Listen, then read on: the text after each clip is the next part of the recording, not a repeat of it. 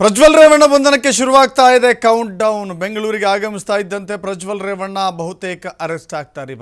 ಇವತ್ತು ಮಧ್ಯರಾತ್ರಿ ಬೆಂಗಳೂರಿಗೆ ಆಗಮಿಸ್ತಾ ಇದ್ದಾರೆ ಪ್ರಜ್ವಲ್ ರೇವಣ್ಣ. ಜರ್ಮನಿಯ ಮ್ಯೂನಿಕ್ನಿಂದ ಆಗಮಿಸ್ತಾ ಇದ್ದಾರೆ ಪ್ರಜ್ವಲ್ ರೇವಣ್ಣ.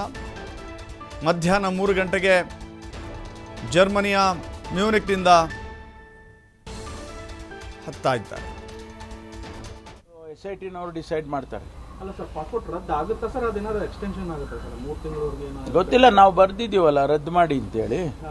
ಅದು ರದ್ದು ಮಾಡೋದಕ್ಕೆ ಈಗ ಇಲ್ಲಿನ ಲೀಗಲ್ ಪ್ರೊಸೆಸ್ ಏನಾಗುತ್ತೆ ಅದು ನೋಡಿಕೊಂಡು ಅವ್ರು ರದ್ದು ಮಾಡ್ಬೋದು. ರದ್ದು ಮಾಡ್ತೀವಿ ಅಂತ ಹೇಳಿದಾರಲ್ಲ, ಎಕ್ಸ್ಟರ್ನಲ್ ಅಫೇರ್ಸ್ ಮಿನಿಸ್ಟ್ರೇ ಹೇಳಿದ್ದಾರೆ. ನಾವು ಈಗ ಪತ್ರ ಬಂದಿದೆ, ನಾವು ಪ್ರೊಸೆಸ್ ಸ್ಟಾರ್ಟ್ ಮಾಡಿದ್ದೀವಿ ಅಂತೇಳಿ ಅವರೇ ಹೇಳಿದ್ದಾರೆ. ನಿಧಾನ ಆಗಿದೆ, ಆದರೆ ಈಗ ಮಾಡ್ತಾ ಇದ್ದೀವಿ ಅಂತ ಹೇಳಿದ್ದಾರೆ. ಚುನಾವಣೆ ದೃಷ್ಟಿಯಿಂದ ಏನಾದರೂ ಅವ್ರು ಬಂದರೆ ಚುನಾವಣೆ ಮೇಲೆ ಎಫೆಕ್ಟ್ ಆಗುತ್ತೆ ಅಂತ ಇಷ್ಟು ವಿಳಂಬ ಮಾಡ್ತಾ ಇದ್ದಾರೆ. ಗೊತ್ತಿಲ್ಲ ಏನು ಅಂತೇಳಿ. ನನ್ನ ಕಾನೂನು ಪ್ರಕಾರ ನಮ್ಮಲ್ಲಿ ನಾವು ಏನು ಮಾಡಬೇಕು, SIT ಏನು ಮಾಡಬೇಕು ಕಾನೂನು ಪ್ರಕಾರ ಮಾಡ್ತಾ ಇದ್ದೀವಿ. ಚುನಾವಣೆಗೆ ಎಫೆಕ್ಟ್ ಆಗುತ್ತಾ ಆಗೋದಿಲ್ವಾ ಅದು ಬೇರೆ ವಿಚಾರ. ಆದರೆ ಕಾನೂನು ಪ್ರಕಾರ ನಾವೇನು ಮಾಡಬೇಕು ಅದನ್ನು ಯಾವುದೇ ಮುಲಾಜಿಲ್ಲದೆ ಮಾಡ್ತಾ ಇದ್ದೀವಿ. ಕೊನೆಯದಾಗಿ ಸರ್, ಅವ್ರು 26ನೇ ತಾರೀಕು ಬೆಂಗಳೂರಿಂದ ಹೊರಗಡೆ ಹೋದ್ರು. 28ನೇ ತಾರೀಕು ಒಂದು ಎಕ್ಸಲ್ಲಿ ಪೋಸ್ಟ್ ಮಾಡಿದ್ರು, ನಾನು SIT ಮುಂದೆ ಹಾಜರಾಗ್ತೀನಿ ಅಂತ ಹೇಳ್ಬಿಟ್ಟು. ಆಗ್ಲೂ ಬರಲಿಲ್ಲ, 7 ದಿನಗಳ ಕಾಲ ಸಮಯ ತಗೊಂಡ್ರು. ಈಗ ಮತ್ತೊಂದು ವಿಡಿಯೋ ಮೊನ್ನೆ ಬಿಟ್ಟಿದ್ದಾರೆ. ಇದು ಈ ಬಾರಿ ಆದ್ರೂ ಬರ್ತಾರೆ ಅಂತ ವಿಶ್ವಾಸ ನಿಮ್ಗೆ ಇದೆಯಾ ಅಂತ ನಿಮ್ಮ ಮತ್ತೆ ಇಲ್ಲ, ಅವರೇ ಹೇಳಿದಾರಲ್ಲ ಬರ್ತೀವಿ ಅಂತ.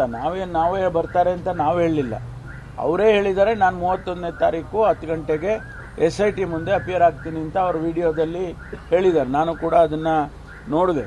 ಅದರಿಂದ ಅವರು ಬರ್ತಾರೆ ಅಂತೇಳಿ ನನಗೂ ಅನಿಸುತ್ತೆ. ಯಾಕೆಂದರೆ ಈಗಿನ ಡೆವಲಪ್ಮೆಂಟ್ಸು ಬರಲೇಬೇಕು. ಬರಲಿಲ್ಲ ಅಂತಂದರೆ ಪ್ರಾಸೆಸ್ ಮುಂದುವರಿಯುತ್ತೆ. ಪಾಸ್ಪೋರ್ಟ್ ಕ್ಯಾನ್ಸಲ್ ಮಾಡೋದು, ಆಮೇಲಿಂದ ಇಂಟರ್ಪೋಲ್ನವರಿಗೆ ಮತ್ತು ತಿರ್ಗಾ ನಾವು ರಿಕ್ವೆಸ್ಟ್ ಮಾಡ್ತೀವಿ.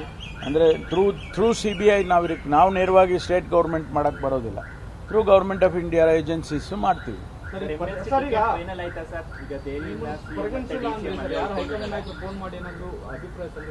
ಯಾವುದು